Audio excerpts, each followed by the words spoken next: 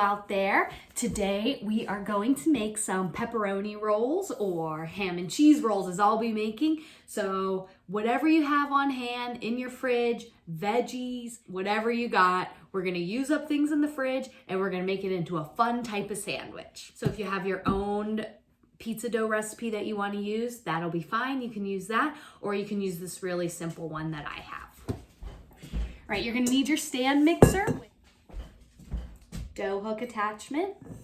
Now this is a really simple recipe. You're gonna add bread flour. If you only have AP flour, that's fine. We're gonna add all our stuff together and mix it. Okay, 3.5 cups of bread flour.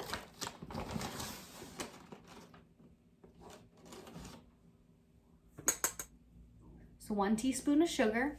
This recipe calls for 1 envelope of dry yeast, which I never buy yeast in an envelope form, so this is actually gonna be 2 teaspoons and 1/4 teaspoon. 2 teaspoons of salt. You wanna make sure you have warm water, not hot, but you want it to be pretty warm. All right, we're gonna put 2 tablespoons of olive oil right into the water. All right, you're gonna start kneading this with the dough hook, then slowly add in your water and olive oil, and as soon as that turns into a ball, we're gonna knead it right here on the counter.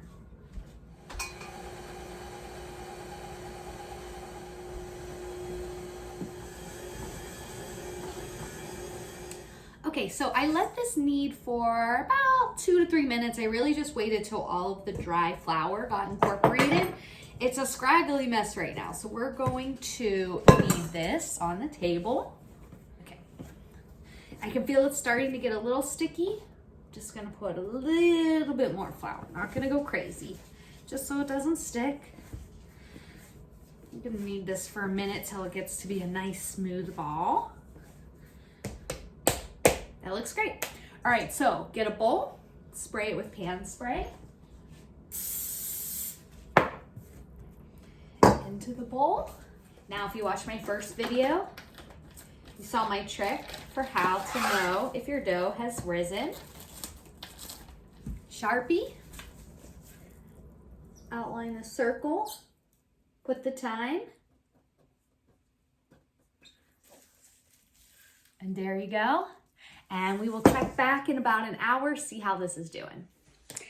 Okay, welcome back. It's been about an hour and 15 minutes, and I put the dough by the oven, and you can see where that circle is and how it's doubled in size. All right, so now we're gonna roll it out and put in our desired filling. So I'm doing kind of like a ham and cheese sandwich mix. I made equal parts mustard, mayo, and relish with a bit of cayenne pepper. So that's gonna be what we spread inside. If you're doing a classic pepperoni roll, I would say do just an egg wash inside. So I'm gonna work with this in half just because it's a little bit easier to work with. Bread flour, use that. Got my trusty wine bottle here for my rolling pin, and yes, I sanitized it, so don't worry. When you're working with pizza dough, sometimes it's tough because it likes to spring back. So you just gotta keep going. It'll get there. All right, so you wanna make sure it's not sticking. And we wanna roll this out to about 1/4 inch. You want this to be a square. It doesn't have to be perfect.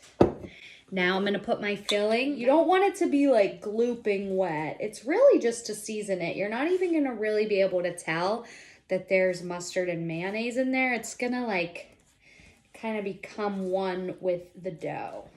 Okay, so we have that all spread out. Now get your cheese, your meats, whatever you're deciding to put in here. Let's see here, it's really no perfect way to do this. I'm just gonna like fold some pieces in here. If you have some vegetables, I would say cook the veggies first and then sprinkle them in.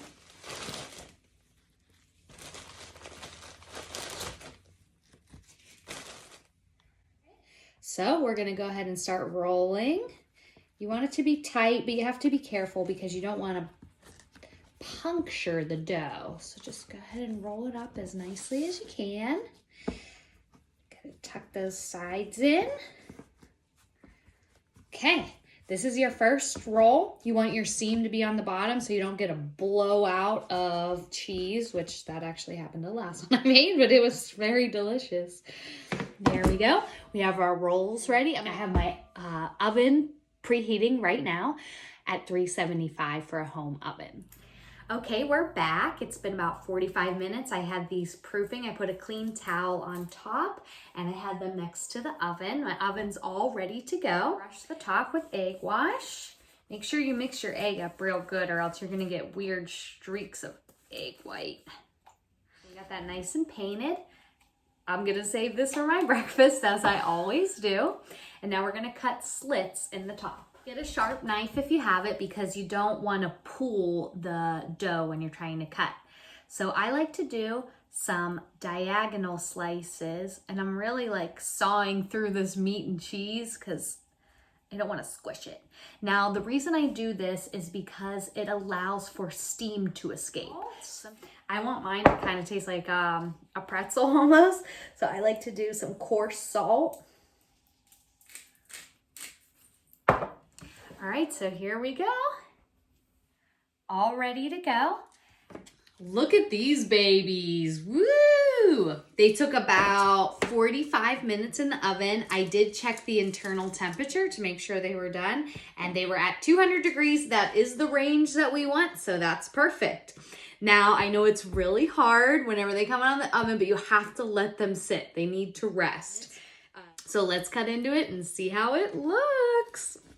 I'm so excited to eat this. Oh, wow. Look at that. Fun.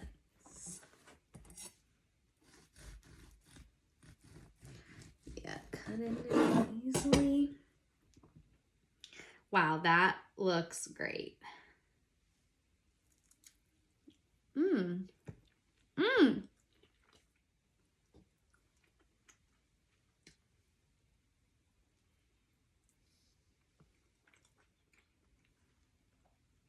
Delicious.